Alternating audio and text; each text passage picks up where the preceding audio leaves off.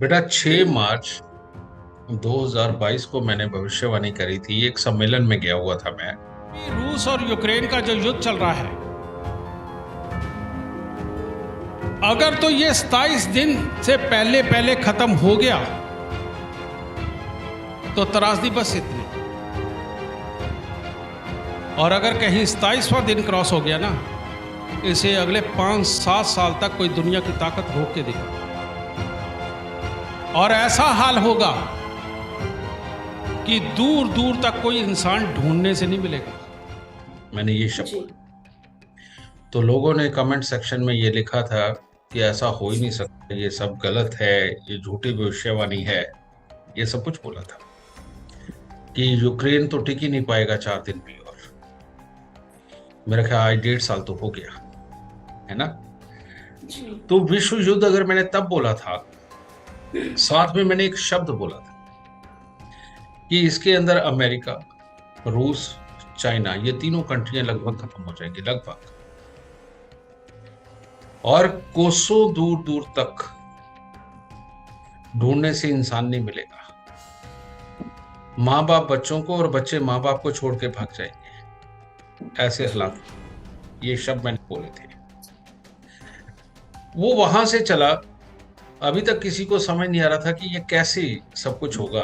अब तो दुनिया के सामने ये पिक्चर आ चुकी है कि लड़ाई के अंदर अमेरिका भी, चाइना भी और रूस भी, ये तीनों ही कंट्रियां बहुत ज्यादा एक्टिव हो रही हैं। जी। ये सारा कुछ हो रहा है। अभी इसके अंदर तो मुस्लिम कंट्रियां भी बीच में आ गई। लेकिन होना क्या है, मुस्लिम कंट्रियां भी दो धड़ों में आपस में बट के ये भी आपस में युद्ध करेंगे। ये युग आगे के बन रहे हैं। और उसके बाद में फिर वहां से कोई अगर ये सोचता है कि ये परमाणु युद्ध नहीं होगा तो ये उसकी गलती है।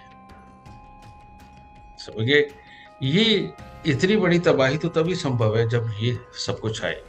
और ये सब कुछ ज्योतिष से निकाला जा सकता है और मैथनिक ज्योतिष से निकाला जाता है। समझिए, मैं मैथनिक ज्योतिष जनरली नहीं करता, लेकिन उस टाइम में उस युद्ध को देखते हुए मुझे लगा कि मुझे अब करनी चाहिए, क्योंकि कहीं मैंने बचपन में पढ़ा हुआ था कि इस तरह के हालात भविष्य में होंगे। तो इसीलिए मैंने उसको पढ़ा और थोड़े दिन पहले फिर स्टडी करी जब ये युद्ध इजराइल का स्टार्ट हुआ, हमास का, गाजा पट्टी वाला। तो अब इसके अंदर जो हमें नजर आ रहा है वो फरवरी 2024 से लेके फरवरी 2025 बहुत ही घातक नजर जी। इसके अंदर। और यहां से सारी दुनिया को क्लियर हो जाएंगी कि क्या होने लगा। और फिर तो ये एक्सपेक्टेड रिजल्ट्स की तरफ बढ़ेगा, जो ये लगभग 2027 तक चलेगा, 26 तक चलेगा, 26 और 27 तक तो ये चल रहा है। ये इतना लंबा ये युद्ध चलेगा। तो सही मायने में मैं अभी जयपुर में कहीं गया था, जयपुर क्लब में, तो वहां एक सम्मेलन था। तो वहां कुछ मेरे बुजुर्ग पीछे पड़ गए कि आपने ऐसा क्यों बोला। तो मैं उनको समझाने में पता नहीं कामयाब हो पाया कि नहीं, कि मेरे बोलने से ही युद्ध नहीं हो रहा, ये विधान में पहले से लिखा हुआ था, इसलिए हो रहा है। अगर बेटा मैंने उस वक्त में ये भविष्यवाणी करी और आज तक ये सच होती हुई आ रही है, तो इसका मतलब क्या है, ऊपर कोई परमात्मा है जो बैठा हुआ हमें चला रहा है, जो हमें जन्म भी देता है, हमारी आत्मा को भी अपने साथ लेकर के जाता है और समय समय पे खेल रचाता है। और वही आत्मा और परमात्मा का खेल हमें जन्म कुंडलियों में भी नजर आता है और हमारी जिंदगियों के अंदर जो समय चक्कर चल रहा है वो भी ऊपर वाले का रचाया हुआ है। तो सही मायने में हम कठपुतलियां हैं। वो हमें नचा रहा है, जिस तरह से वो नचा रहा है हमें नाचना पड़ेगा। और एक एक इंसान का जीवन तय है कि किसने किस वक्त क्या करना है और उसके साथ क्या होना है। इसी लेख में मेख लगाने का काम एक अच्छा एस्ट्रोलॉजर करता है और वो करता ही रहेगा। ठीक है।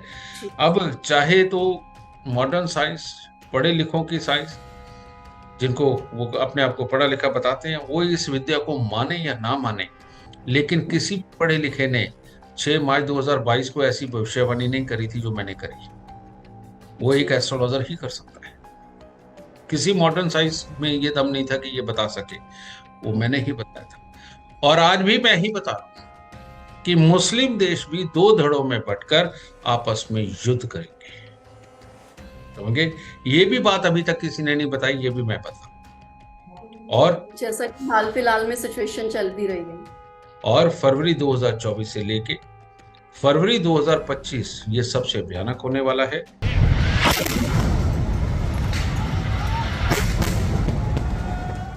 और वहां से आगे का तो सब अपने आप अंदाजा लगा लेंगे। ये काम सिर्फ और सिर्फ एक ज्योतिषी कर सकता है, और ज्योतिषी के अलावा और किसी साइंस में ये दम नहीं है कि जो इस चीज का पता लगा सके। तो यही मैं बताना चाहता हूं कि ज्योतिष सबसे बड़ी विद्या है। वो बात अलग है कि इसको करने वाले नहीं हैं, तो ना करने वाले होने के कारण इसको कुछ भी कहें, वो बात अलग है। लेकिन विज्ञान धरती पे ज्योतिष ही सबसे